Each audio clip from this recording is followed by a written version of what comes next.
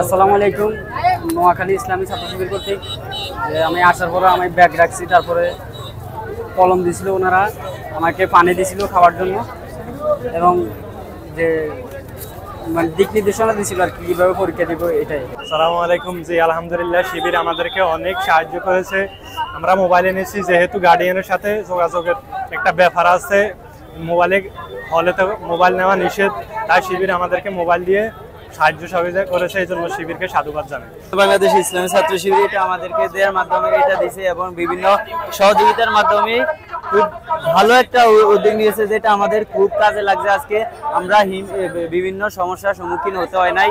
শিবির আমাদেরকে খুব বেশি, যেটা বলে বোঝানো সম্ভব না, খুব বেশি আমাদেরকে সাহায্য করছে।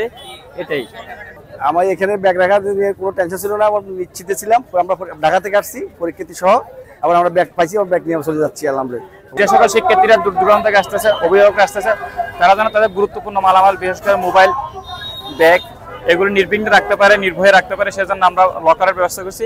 এবং আপনারা দেখতে পাচ্ছেন শিক্ষার্থীরা স্বতঃস্ফূর্তভাবে তাদের গুরুত্বপূর্ণ জিনিসগুলো রাখছে এবং যাওয়ার সময় এগুলো স্বতঃস্ফূর্তভাবে তারা একদম নিরাপত্তার সাথে নিয়ে গেছে।